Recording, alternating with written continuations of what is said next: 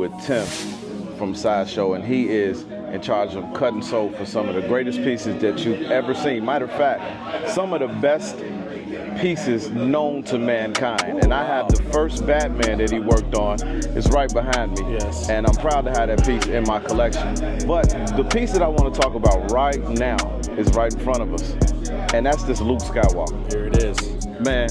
Take a look. Behold, we got two Lukes in front of us right here. Two Lukes. So we got, and this is you. This is all me. I brought this all from home to show you guys, touch, get a sense of the weight, print out materials, look at the details, see what we got going on. So right here, this beautiful finished one, this is the prototype from home. This is what we shot. This is our master, fully weathered, beautifully painted, put together lovingly by the whole team at Sideshow. We wanted to get it shipped out here for you guys to actually see in person and get a first-hand account of all the details, and more importantly, all the work that went into it. You guys can see the size and scale of this thing, get a sense of the kind of floating gag technology that we're working on there. It took a little bit of work to do, but right there on that side that you're filming, this is going to be this is our production that we got rolling right now. So we've gone through, we've refined the material, we've lightened everything up so we don't have to worry about leaning issues. We're working on this canopy. There's going to be an up and down option for everybody. With the hinge. The hinge might go away. Okay. Because it's not on the model, right? Got it. So that's a detail that we've added so far to kind of accommodate. So right now, because we're doing either an up or a down version, we're probably going to get rid of that. But okay. yeah, so that's still in progress, right? So this is basically a test shot of production right now. Indeed, and what I noticed about this piece, yeah, of course from the front, beautiful, right? But you guys did some stuff in the back that I didn't expect. That was, you know, maybe not necessary, but for most collectors, like, I'm gonna put this against a wall. Yep. But you guys went the extra mile and said, right. You know what? We're gonna do detail on the cockpit. That's right. And on this piece, we can see the painted. Mm-hmm. Yep. Have a look. Like, so what made you guys go with that, make that decision? Well, of course, that was part of the conversation, and because we went all out on every other aspect of this piece, we figured instead of just keeping this like detail-free, flat, just painted black, dark gray in the back, we thought we have a cross-section of an X-Wing, which one we never get anyways, so we figured we'd make it as cool looking as possible. We anticipate most people, you know, because of the design, cutting it off like this way, they're gonna have it against a wall. So, you know, you're gonna get the best shot of him up front. But we figured this is such a cool opportunity. Why don't we implement as many of these cool details that we remember from the film that we haven't seen yet, or we didn't notice. So we were able to dig through some art books. We found some really cool cross sections there. So our sculptor, Aaron McNaught, just went to town back here and really had a good time. Details of the chair, you see there's tubing, buttons everywhere. We really had a good time with this piece, front to back. Beautiful, man. I love it. And the likeness on this Luke Skywalker, yes. It's beating anyone that you guys have ever done. Yeah. So I guess, you know, as a company, you just keep getting better and better. That's now, cool.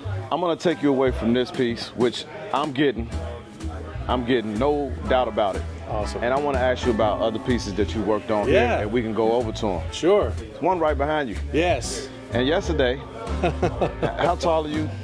6'2". 6'2", and I saw you getting right into it yesterday, and I'm like, a guy your size, like a kid on Christmas. That's when you were sitting up here, and I guess Marcos didn't have it looking like you wanted it. That's right. You came over here, and I saw you put the cut and sew, and it looks beautiful the way you did. Thank you. You worked on this one. I did. This is a big source of pride for me.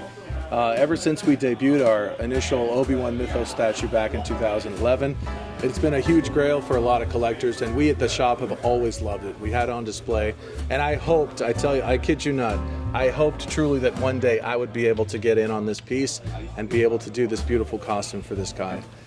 So Obi-Wan was, as you guys know, history. We have a history with our own designing of a Mythos line for Star Wars. And when it came to a premium format, of course, we decide, are we going sculpt? Are we going cut and sew? And for this one, especially with the head swap going back and forth and all the beautiful details, we really wanted to figure out the layers in costume, fabric, and design. So this was a real honor to work on it. I loved it. I was giddy. Now we have this in our original 5th scale, And then we did a 6-scale figure years ago, and now finally we have a premium format quarter scale. It was an absolute dream come true to work on it. Let me spin this around for you. Indeed. We can take a look at my favorite piece on this guy. This beautiful backpack we got a design for him. And yourself and someone else in conjunction, right? Jesse Absolutely. Lincoln, my man over there. Jesse's a big outdoorsman. I knew that. We were looking, right? We were looking at different backpacks, and we thought how fun it would be to kind of design something unique for him, for Obi-Wan, and to be in the Star Wars universe. You know, it has to function in a way. We wanted to keep all these really great little details that we know Obi-Wan for. Obviously his clone armor, we got lightsabers hanging on there. He's got some Tusken Raider weapons on him, the rifle, everything a man needs to survive out in the Junlin wastes. Man, it's beautiful. This is a lot of attention to detail. And I know some collectors out here, they like all sculpted. Yeah. Me personally, I think it depends on the piece. Yeah. It's just like, you know, rooted hair versus sculpted hair. Yeah. It depends on the piece.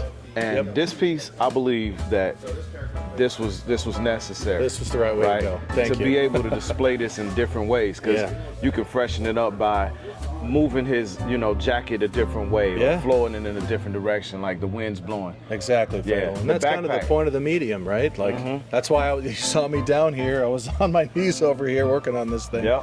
But, you know, I see something, and I just, if we have an opportunity, especially with these cut and sew pieces, I love seeing collectors with these pieces in their collections and how they've posed it, because it's something unique from what I've even done. So Indeed. That's really a special part for me. Okay. A piece that I have in my collection, it's my first premium format that I ever purchased, and we're gonna go over here to this Batman. And I call it the Batman on Gargoyle. That's what I call it. Right, good. And I got this one in my collection, right? This is it. This is one of my favorites of all time right here. Yeah. This was probably debuted at Comic-Con 2012, I want to say. Our very first piece we did was that Joker, and Martin Canali and I had so much fun designing that one, and he did such a beautiful sculpt, so we continued on with this Batman on this beautiful gargoyle. Long before Hush days, we were working on this thing. So again, this was one that was really fun for me. We got to start implementing a process called dye sublimation into our costumes, which is kind of the muscle shading and all the little details that you see when you get up on it. And also I had an opportunity to create a unique Batman belt, which I absolutely love. That's probably my favorite part of this particular piece. Yeah. But going through and making all these little pouches and everything, I thought, man, how great for collectors to have something like this to take a look at, a full cut and sew belt. It's a rarity, but it was a real honor to make it. Absolutely. And Batman without his belt is just a man. That's what I just hear. a man, right? I mean, maybe one of the best men of all time, but he's 127 martial art fighting styles. There you go, 127. That's the latest number. But there's some shark repellent in there somewhere. Yep. Oh, obviously. Yeah. Batman's not going to go without a shark repellent. So a little prep time. The belt with all the gadgets. How much prep time is the question every time? It depends on who he's fighting. Exactly, right? exactly. Yep, man. It's depending on who's writing. All right, and we're gonna go over here to the Joker. Yeah, the because Joker. you brought that one up. Yes, This was another piece that I had to get later in my collection, but I do have it. Yes. And it's one that I'll never sell. So this is you again. This is me with again. This cut and sew. Got to work on the designing the suit and the tails, and again, you know, this is another one where like Obi-Wan we were talking earlier, we got to where can I work in some wires for people to kind of have a little fun with this thing and pose it the way they want. So the Joker tail, of course, they both have wires in them for people to be able to pose themselves. This is a beautiful piece. This is another fun one. We had the whole wire gag kind of going down to his pocket. As you can see, we have a functioning pocket in these pants, of course. But being able to design and doing the color spectrum for just little minor things that I remember. Yeah, in the pocket with the his little squeeze tube. The squeeze tool for his acid flower. Yeah, that is amazing attention to detail. And this is one of the older pieces. That's right. And to be even thinking like that in that time. Yeah. Like we're in 2025. What year was this? This is 2011. 2010 even. Yeah, and I still got this one in my collection. Very proud to own it. Awesome. Joker and Batman are my favorite. I love too, it, man. You This know, is one of my favorites of all time. this dude is probably the best villain of all time, in my opinion. But Yeah. this suit is so cool, and I like to swap out with the top hat as well. Yeah. But this cut and sew was just done beautifully, vibrant colors. And that's you, and I really appreciate that, man. Thank like, you, man. Like when I look at clothes this small, that has to be harder than doing human-sized clothes. Yeah, well, I got these dainty hands that help me out a lot, you know, no problem. Yeah, indeed. Now, this you too. So this was actually done by Esther Skandunas, who's a co-worker of mine, and we absolutely love her. Esther's been working with us for about 10 years now, I want to say. She's an amazingly talented artist, and she's one of the people that just gets it. You know, her eye for detail, for fabrics, and for patterning. She understands it in a way that very few people do. So this is actually a nice evolution piece, because you can kind of see some of these pieces we're either going all cut and sew or we're doing all sculpted version. But now with the Penguin, we had talked about it at the office, of course, and we thought it would be best on this one, maybe we sculpt a few of his pieces, his clothing that are kind of closer to his body like that. And we had an amazing sculptor with Maria on this one. And then beyond that, why don't we make that jacket? We'll get real fur. We'll kind of muddy all this stuff up like he's been gross and in the sewer and everything. And I think it's a beautiful marriage of all mediums in this particular case. Absolutely. It's great. We even got to work on this little wiring thing for his monocle there. Beautiful. Again, a fully mixed media piece that has the best of everything, I think. And this is one of the best ones we've done in the last few years, I think. Indeed. Yeah. So, man, what you've done here at Sideshow, a lot of this stuff is in my collection. Great. I appreciate it. These pieces even mean more now that we get to meet you guys, get to see the faces behind the art, and it's a really humbling experience, right? You know, everybody's got these favorite actors like Denzel Washington and, you know, Christopher Reeve, right? Oh, yeah. But these pieces bring those characters to life, like Superman, of course. That's right. So we thank you for, you know, taking this interview, showing the people who's behind the scene with these amazing pieces we talked about, whether it's Joker, Batman, you know, all these great characters that you bring to life in polystone form, and then the cut and sew that goes behind it. Amazing. Any last words for our people?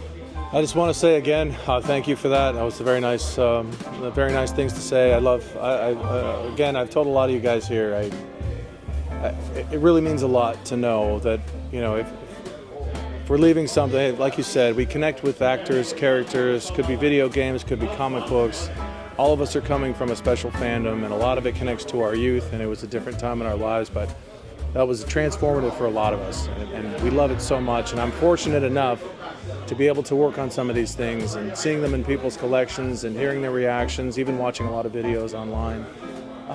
I love it so much, and the fan appreciation, people like yourself, just know that we really appreciate it. The artists really appreciate it, and being here with you guys has been really been a fun experience. Indeed, man. Now getting to know you, the pieces mean that much more to me in my collection. So when I look at my Joker, when I look at my Batman, I'm thinking, this guy right here in front of me, this guy has something to do with it, and it's wonderful. Thank you so much. Thanks, Fatal, man. I appreciate it.